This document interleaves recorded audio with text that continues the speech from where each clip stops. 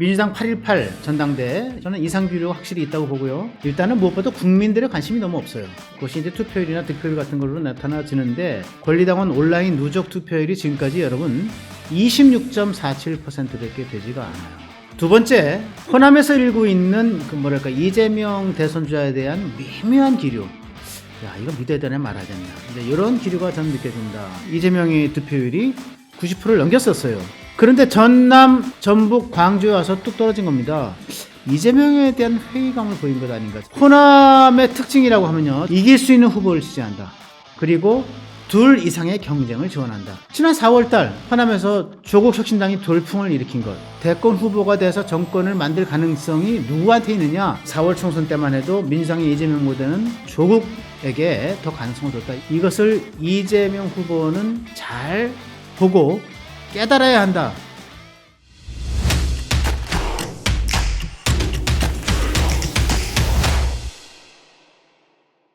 (2024년 8월 6일) 화요일 허민의 뉴스쇼.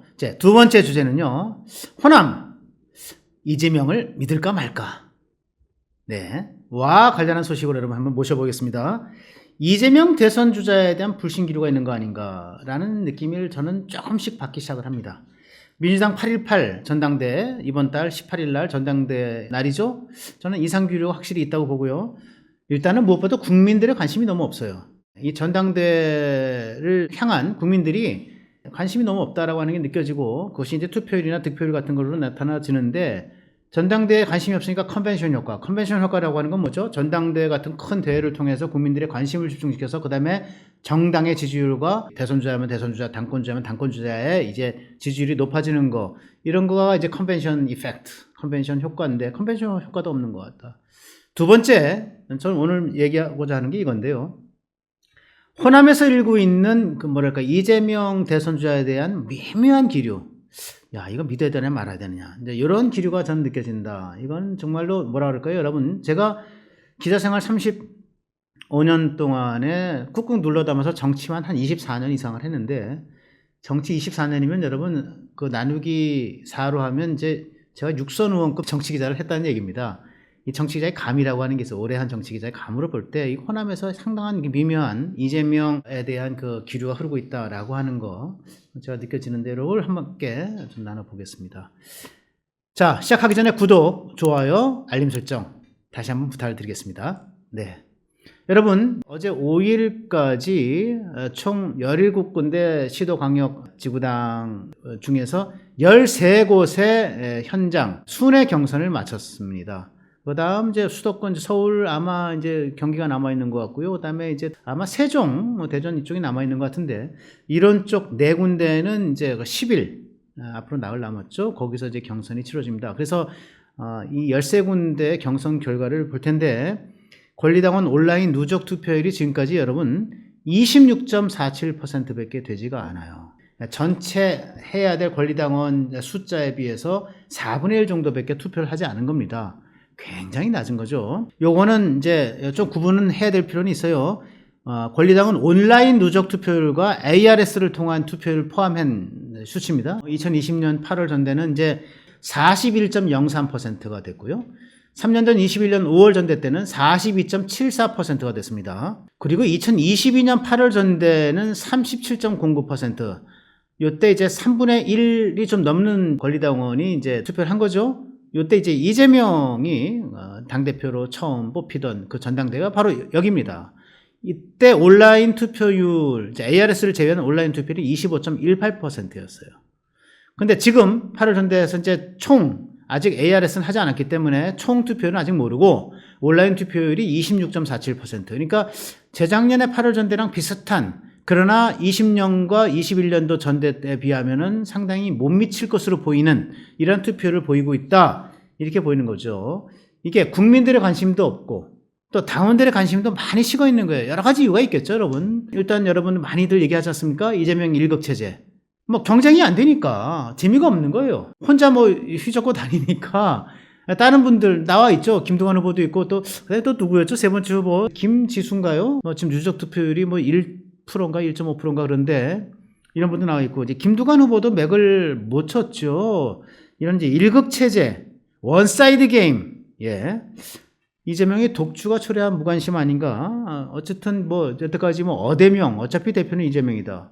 또 대명이다. 또 대표는 이재명이다. 심지어는 뭐 90% 득표를 계속 해나가니까 9대명이다. 네, 이런 얘기가 있지 않았습니까? 당의 심장부인 호남의 투표율을 굉장히 저조합니다. 호남 투표율이요. 광주가 25.29%, 4명 중에 1명. 전남은 더 낮아요. 21.17%.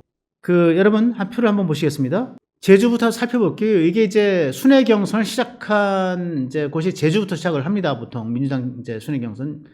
제주가 82.5%. 제주도는 사실은 여러분 역사적으로 지리적으로 보면 이제 호남권으로 보시면 됩니다. 호남이 낮은 거랑 비슷한데 제주는 좀 변론으로 하고, 자, 그 다음에 인천에서 했어요. 93.77%.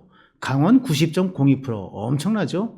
대구, 경북, 울산, 부산, 경남 전부 다 높습니다. 특히 대구, 경북 94.7, 울산 90.5, 부산 92. 경남이 좀 빠져서 87%인데 충남, 충북이 그 다음에 88.8, 88.9 이래가지고 이제 거의 90% 근접. 그래서 이재명의 득표율이 90%를 넘겼었어요.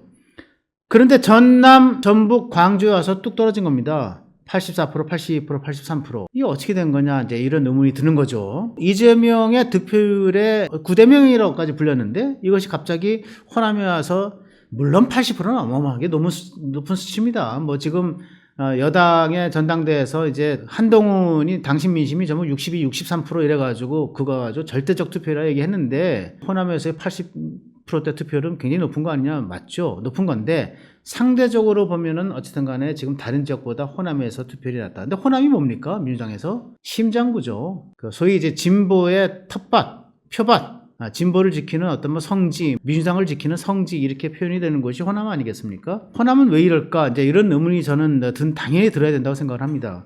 호남의 특징이라고 하면요, 저는 이제 이렇게 얘기할 수 있을 것 같아요. 정권 창출이 가능한 후보를 찾는다.